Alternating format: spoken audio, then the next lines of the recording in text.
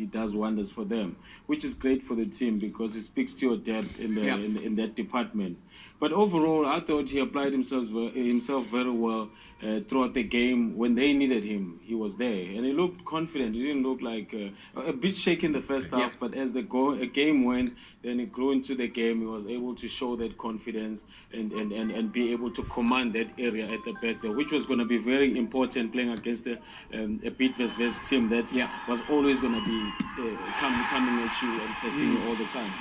And you look at some of these saves that he pulled, DK. At no stage was he lucky. You could see exactly that he knew what he was doing, and perhaps that's maybe why he did play today. Because when it comes to penalties, and maybe Coach Eric Tinkler did know that this game could go the full distance. He's very good when it comes to that. Yeah, I mean, he's confident. You know, most of the balls he went with confidence, and I think another thing is that you must understand some players have got some inside info as well about the opponents. Yeah. So they would obviously be, giving certain information, the inside info in regards to how the keeper must, save the penalty. So that helps as well. But again, penalties, it's a gamble. Sometimes, it really is. It's the stage as well, the nerves. So a whole lot of elements come into it. So it's one of those things where, you never know what's going to happen on the day. I mean, they did mention that some players took penalties, 4 penalties at training, score all 4. You come to the game, and they save your penalty. What do you say about that? It certainly is a different challenge altogether when it's game time and you have to take those penalties. Mentally, it's a big struggle. Well, there's pressure in the game. Yeah. At training, you're more relaxed and you show about what you're doing. But in the game now, there's a lot at stake. So it speaks to the nerves, and then I think.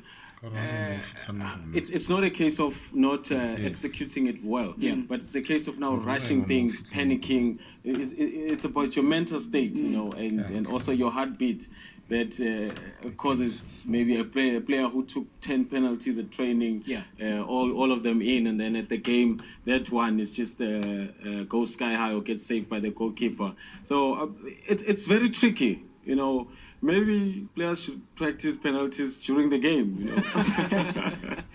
Maybe that might be what does the trick. But at the end of the day, Maritzburg United will certainly be happy with what transpired on Friday Night Lights once again at the Herigwala Stadium. The first side to go through when it comes to the Telkom knockout. We've got plenty of action coming live on your World of Champions as well. Cape Town City, Kaizer Chiefs, Arrows, Polokwane City, Orlando Pirates, Stellenbosch, SuperSport United, Baroka. DK, I'm going to start with you. Cape Town City, Kaizer Chiefs. Who's winning that one? Quick. Yeah, I'll give it to Chiefs. Chiefs. Chiefs. Slip of the tongue. We saw you change your mind there. But as far as the other clashes are concerned, we're going to be at the Sugar Ray Xulu Stadium tomorrow. Golden Arrows and Polokwane City as well. Who's winning that one? It's going to be a tight one, but I should give it to Golden Arrows. Arrows at home. Yeah, at home. Okay, so far we've got Chiefs going through, we've got Golden Arrows going through.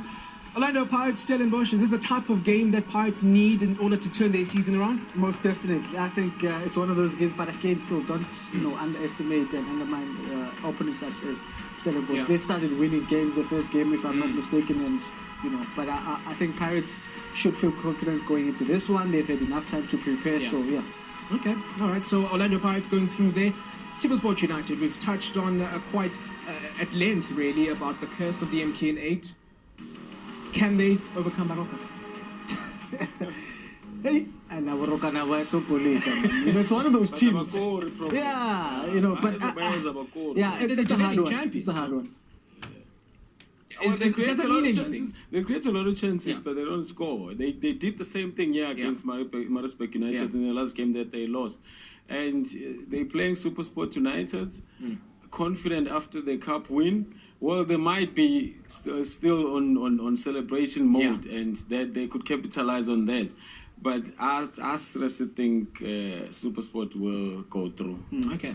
SuperSport United are going through. As far as the gentlemen to my left are concerned, they've gone with a lot of home victories which will be quite interesting to see come kick-off. And tomorrow's action in the Telkom knockout. Well, that's pretty much all we do have for you then at the Gwala Stadium. It's been an absolute pleasure to bring you tonight's action. Might not have been a lot of goals, but certainly plenty of talking points that we'll be focusing on over the next couple of days as well. From myself, Mkhwanazi, DK, Sia, thank you so much for your time as well. From our commentary team and the whole team here at the Gwala Stadium, it's a very good evening.